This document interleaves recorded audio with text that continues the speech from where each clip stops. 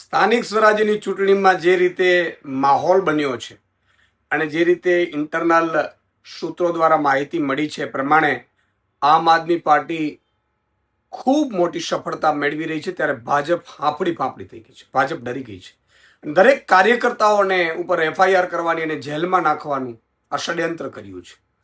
એટલું નહીં, અમારા લોકપ્રિય ધારાસભ્ય ગોપાલભાઈ ઇટાલિયાને પણ ધરપકડ કરવાનું જે રીતે સૂત્રો તરફથી માહિતી મળી છે પ્રમાણે ષડયંત્ર રચાયું છે. ગોપાલભાઈ ઇટાલિયાની ધરપકડથી શું થશે? ગુજરાતના નાગરિકોને ન્યાય મળી જશે? ગોપાલભાઈ ઇટાલિયાની ધરપકડ કરવાનું જે ષડયંત્ર કર્યું છે ભાજપે, તમને ખબર છે ગોપાલભાઈની કેટલી લોકપ્રિયતા છે?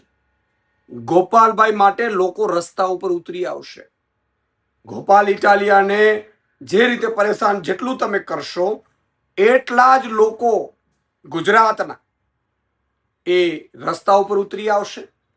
આગામી ચૂંટણીઓમાં પણ ભાજપના કાર્યકર્તાઓ પણ જે ગોપાલભાઈના ફેન છે એ પણ ભાજપ વિરુદ્ધ મતદાન કરશે.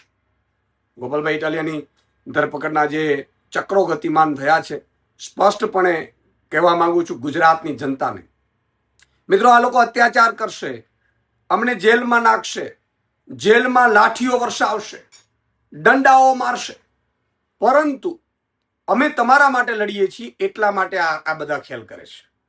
તો તમે જ્યારે ચૂંટણીમાં મતદાન કરવાનું આવે, ચૂંટણીના દિવસે મતદાન કરવાનું આવશે, ભલે અત્યાર સુધી તમે ભાજપમાં હો, કોંગ્રેસમાં હો, પણ બટન ઝાડુનું દબાવજો, જેથી કરીને આ અત્યાચારોને ખબર પડે કે અત્યાચાર કરવાથી અમારી ગુજરાતની જનતાનો અવાજ તમે દબાવી નહીં શકો. આ ગુજરાતની જનતાનો અવાજ છે અને એટલા માટે હું સૌને અપીલ કરું છું, ગોપાલભાઈની ધરપકડ થાય તો બધા લોકો એ ઉતરી પડજો એના સમર્થનમાં, અને સાથે સાથે ચૂંટણીમાં તમારે ઝાડુનું બટન દબાવવાનો છે. આ અત્યાચારોને અમે સહન કરી લેશું, પરંતુ પછી અત્યાચારો ન થાય એના માટે બટન ઝાડુનું દબાવજો.